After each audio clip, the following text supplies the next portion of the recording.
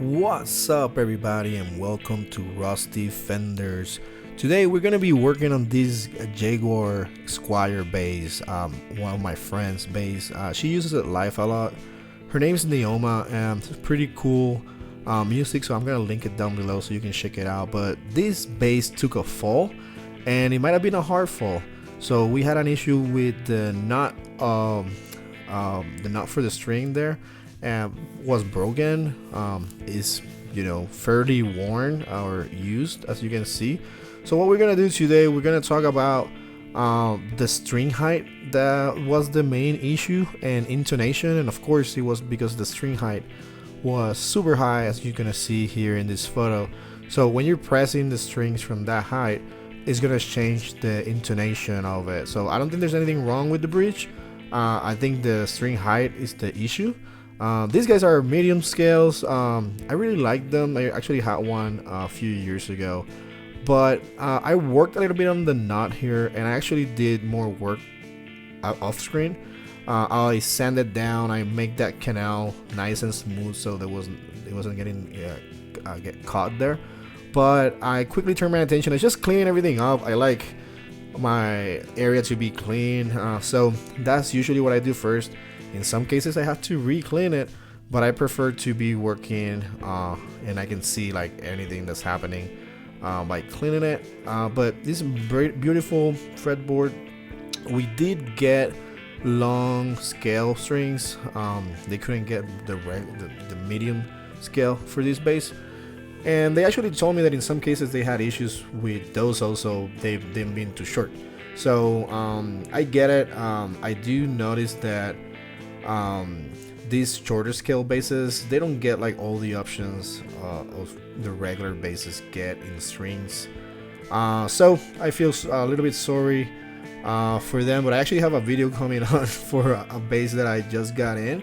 So I'm gonna clean this real quick, and we're gonna come back and talk about what else is going on with this bass. And one thing that I noticed right away was that jack being loose. It's just moving around, and this is actually pretty bad if you don't adjust it. And the reason is it starts spinning around, and then you're just gonna start pulling on those cables, and then you're gonna break. So I like to put a little bit of thread locker, and more like in situations like this where it's like metal on metal. The vibration is different than when it's on a pickguard and the plastic, that it actually like gives in a little bit, and I would say you can get it tighter. So I got some thread lock there. Everything looked okay, no issues there. I do like to change the tone pots on these guys. I feel like those tone pots don't have a long range. You like turn it all the way and you get a little bit of a different sound, and then you have to turn it all the other way to get a different sound. So you can get more range by changing the pots, and that's what I did on mine, and it was a pretty cool mod, I will say, like a $10 mod that changed how the bass sounded. So I'm pretty happy with that. So, and I think I changed to 500k. I think that's what I did in that way, have more range. So got everything cleaned up. The neck really needed a hydrating after putting that tape on. The tape also helps in just removing like any debris.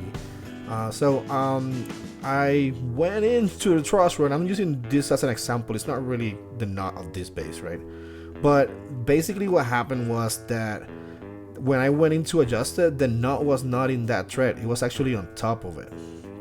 So that's actually pretty bad. What you want to do is that you want to turn it the other way. So you want to unscrew it, so left motion, to seat the thread again, and then you rotate it to the right, so like clockwise. So that way it doesn't bite into the thread and breaks it. It actually moves with it. So I had to do that. I worked pretty well. I was able to get adjustment on the bass truss rod, and then basically what was happening was, because it was loose, there was too much relief, right? So it was 100% relief, and the strings were pulling on that neck, curving it, and you could actually see it. Like you don't need you know, a degree or something to just see that it was curved.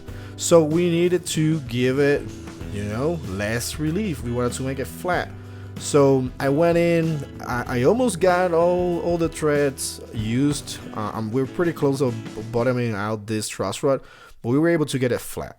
So talking about that, so let me show you here with my great drawing skills. So what was happening? So basically, if you need like a visual representation, if you've never seen a bow neck or a forward bow, I believe it's actually called. And I also want to point out something. This is just me finding out stuff, right? I'm not a luthier or nobody. I have guitars, and you know, they were very expensive to fix and maintain and get set up. So I decided that because I had, you know, a lot, it might make sense to buy the tools. So you definitely need to buy the tools. I will link some tools down in the comments below so you can check them out. I got no promotion or what I'm looking for. I'm not sponsored by anybody. I actually used to have Amazon links, but I'm gonna be removing those. I don't think they're worth it, and I think Amazon cookies are a little bit scary. I don't know, like I can actually see what everybody buys when they click that. Even if you don't buy what you clicked on, you get a cookie for 24 hours, and then whatever you buy in that 24 hours, I can see it. I don't know, I really didn't like that, and I really didn't make any money. Like, some guy bought fishing lure after they clicked on one of my links. So I'm gonna make some just regular links down below. You can check them out. So let's pause here real quick. So basically, on the top is what we want. We want the strings to be in the same angle as the neck itself. And on the bottom, what was happening. It was like the third fret or the fourth fret. That force of the strings were basically concentrating there, and they were bending that part of the neck, making the string height, you know, higher. So after adjusting the truss rod, I found that it was pretty good. I could have gotten away with that only, but I decided to put a shim in it. So when I went in and I checked the pocket, there was actually a shim, a 25-degree shim there, and I think it was weirdly placed, but I still think that it needed a little bit more. That way, when we are getting to that area of adjusting the bridge, you're not running out of space either way. So that's the shim that I found there. It's actually 25, so I decided to double it to 50, and I went in and put it in, and I think it worked pretty well. And we were able to get into a reasonable, within the range setup, and now we can adjust it. You know, now if we want a little bit higher, a little bit lower, we have the space to do it, and it's not like too close to the pickups or like too far away from the pickups. So this is just a quick video. Again, I'm not a professional on this. I was able to get this bass set up, but I hope that anybody that's having a similar issue is able to take a look at these two areas in particular. So the truss rod relief and the pocket, in some cases they go hand in hand together. So as you can see there, we were able to get it into a very good playable height, and they can adjust it in the future. That's gonna be it for me today. Check out the details for the jazz bass giveaway that I have going on.